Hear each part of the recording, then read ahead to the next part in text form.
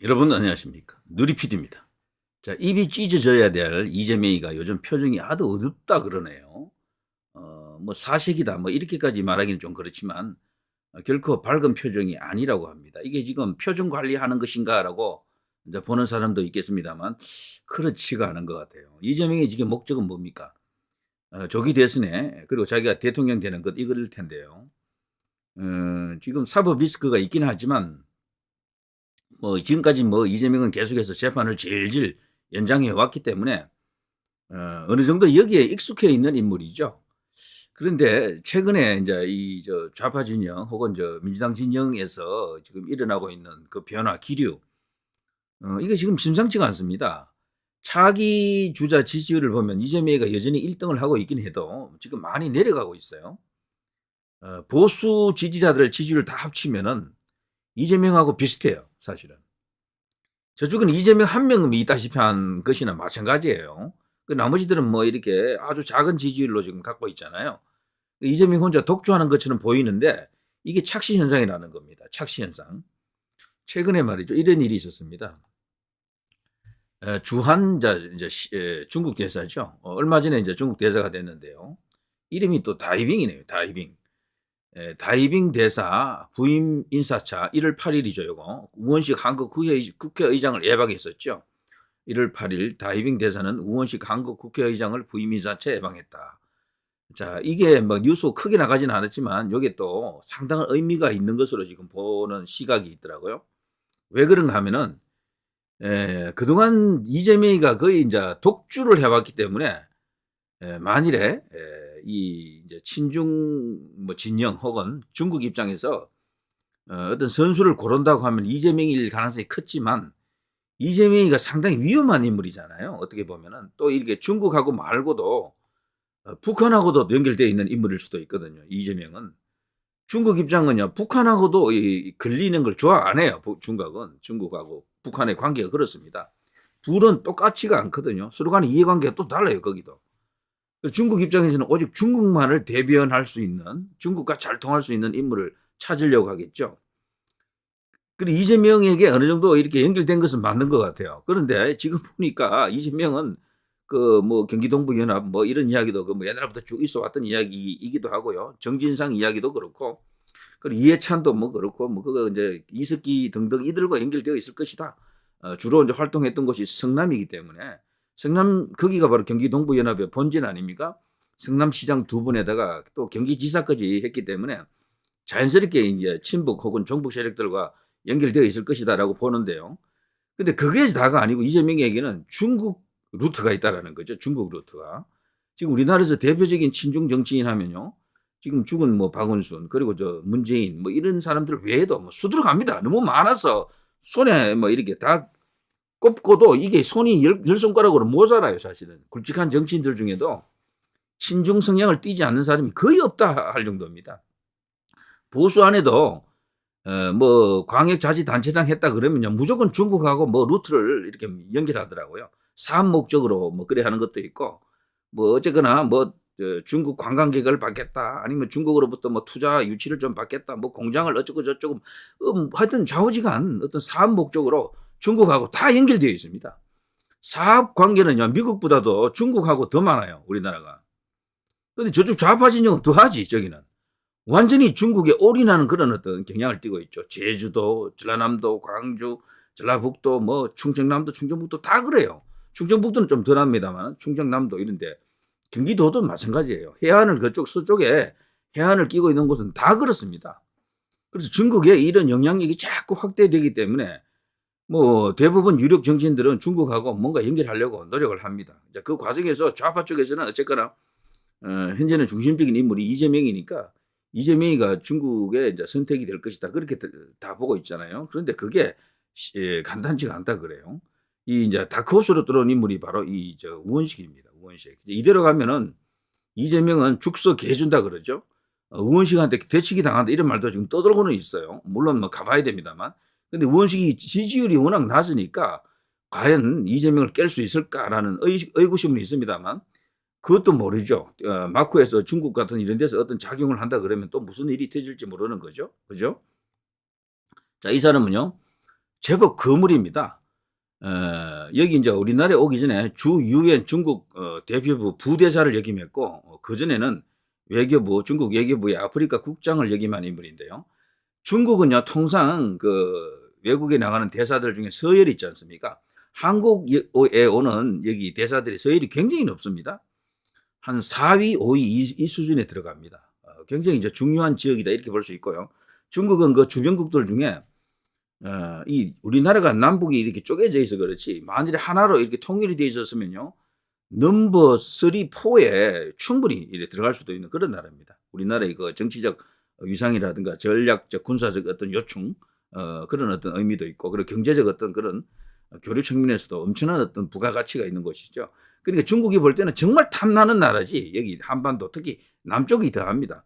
북쪽은 뭐 경제적으로 그렇게 뭐 이렇게 눈독 들일 만한 게 없죠. 뭐 부존 자원이 좀 있기 때문에 그 자원 개발 혹은 자원 확보 차원에서는 눈독을 들이더라도 그 밖에 경제적인 어떤 그런 것은 자기들이 오히려 이제 도와줘야 될 그런 입장이죠.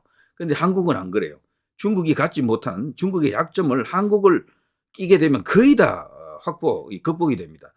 반도체를 비롯해서 많은 어떤 고급 기술이 여기 있거든요. 뭐 포항제철 뭐 그리고 또 조선 뭐 관련된 어떤 산업들 그리고 건설 개통 첨단 건설 말이죠.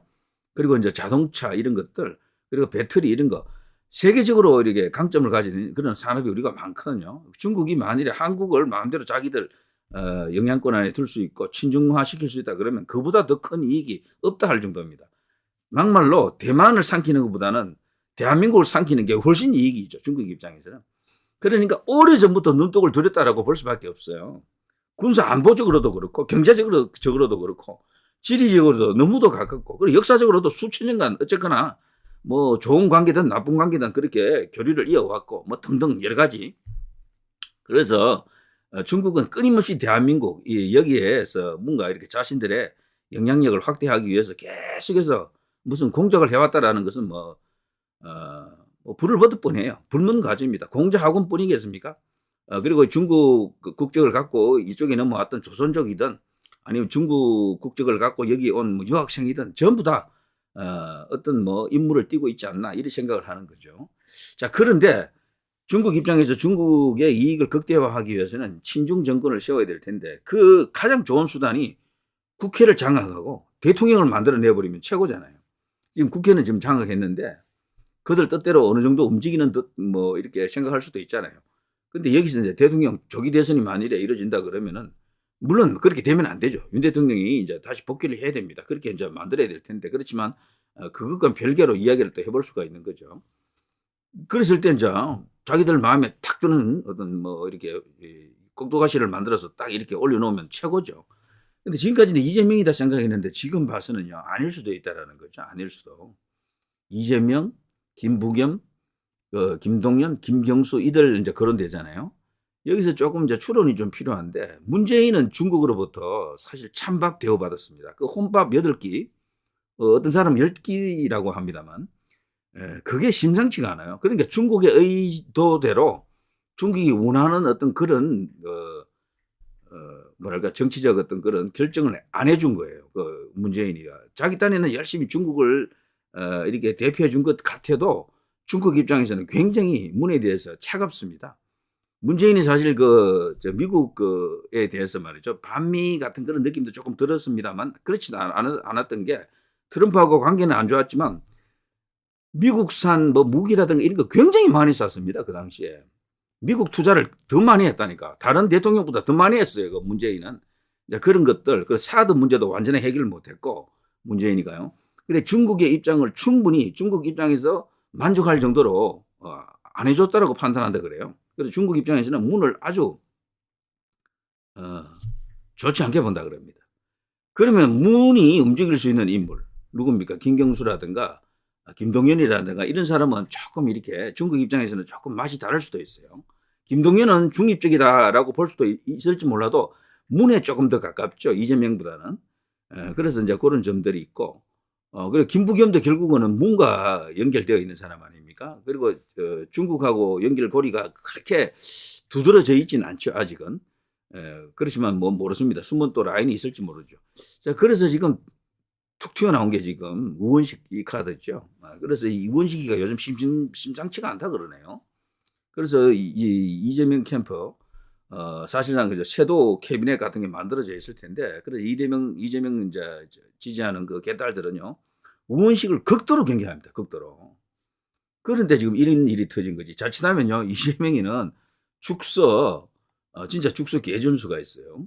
그런 식도 이제 그것도 이제 염려가 되고요. 자, 아무튼 이 다이빙이라는 이 사람 주한 중국 대사 경주 가가지고 아페크 협력 방안 논의도 했고요. 뭐 경상북도도 방문해가지고 뭐 여기서 이래저래 양국 간의 이해관계를 또 이렇게 이야기해가지고 뭐 이런저런 또 뭐 뉴스가 나왔습니다. 제주지사 오영훈이도요, 중국 대사 면담해가지고 해상, 무역, 태양광 등 논의했다 그러고, 예전이면 이제 마당발 스타일로 여기저기 다니면서 많은 우리나라 정치인들, 그리고 지방 이제 광역자치단체장들을 많이 만나고 있죠. 심지어는 여기 이철욱 경북지사까지 만나가지고 아펙 정상회의 참석 관련해가지고 이런저런 이야기도 나누고, 또 양국 간에 특히 이제 경상북도하고 중국하고 뭔가 이렇게 경제적으로 할 수 있는 걸 많이 또 협의했다 그러네요.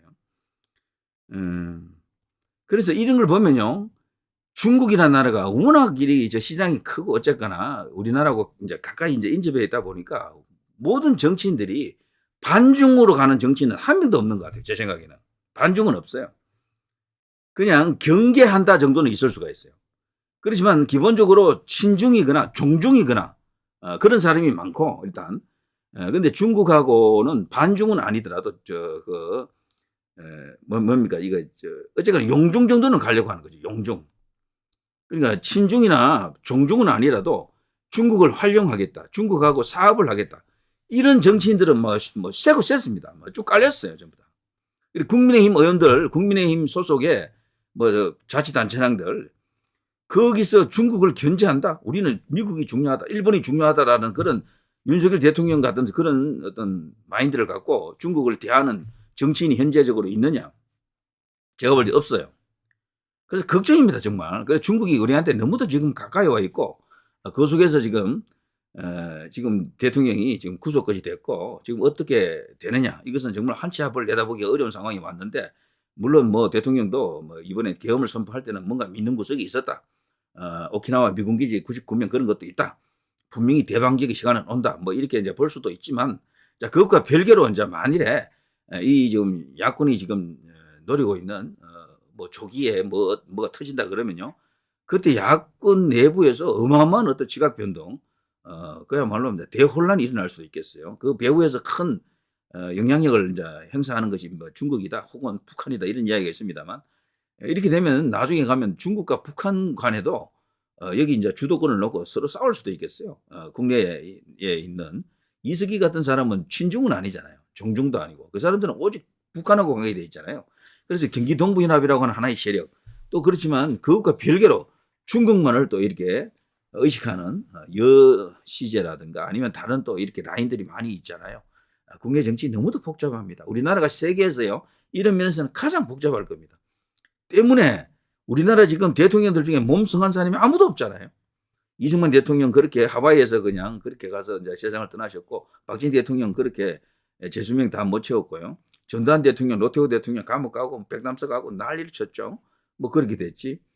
멀쩡한 거는 김영삼하고 김대중밖에 없어요. 딱 그 두 사람이야. 근데 그 두 사람도 틀면 다 틀리거든. 안 틀은 거지, 그러니까. 그 두 사람들은 멀쩡했던 게 뭐 깨끗해서가 아니고 틀지 않은 거잖아요. 근데 노무현 대통령은 뭐 이제 수사받는 과정에서 뭐 부응이 방해해서 그래 버렸고, 이명박 대통령, 박근혜 대통령 뭐 감옥 갔고요. 한 사람 또 탄핵당했고, 또 멀쩡한 게 이제 문이죠. 문도 사실 틀면 100%다 틀리는 사람인데 안 틀은 거지, 못 틀은 거지 아직까지. 그런데 이제 윤석열 대통령이 이렇게 돼버린 거죠.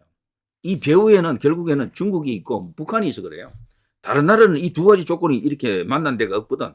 북한 하나만 해도 너무도 이게 무거운 변수인데, 여기에 바로 옆에 너무도 가까운 나라잖아요, 중국이. 완전 직접적으로 뭔가 여기에 영향력이 막 행사되니까 우리 정치인들이 너무도 많이 여기에 물들어 있는 것 같습니다. 그래서 지금 나라가 뭐 엉망이 돼 있는 거야. 그래서 보수 정치인들은 전부 지금 대통령들은 좀 이런 식으로 비참한 어떤 그런 상황을 맞이하는데요. 윤석열 대통령을 반드시 구해서 이 이제 고리를 끊어야 되겠죠. 자, 아무튼 죽석 해준다라는 속담이 있습니다만 이재명이가 요즘 표정 어두운 그 가운데는요. 글쎄요. 이런 큰 그림과도 연결되어 있다는 그런 주장은 있어요. 모르겠습니다. 저도 좀 그럴 수도 있겠다라고 생각합니다. 왜냐하면 이재명은 최근에 여론조사를 보면은 여전히 1위이긴 한데 많이 내려가고 있고요. 비호감도가 압도적 1위예요. 비호감도가 압도적. 그리고 확장성이 없다는 거지 저거. 그리고 이번에 윤석열 대통령을 끌어내리면서 저런 식으로 하면서 여권 안에서도 야권 안에서도요. 그런 목소리가 터진다라는 거죠. 이제는 이재명 차례다.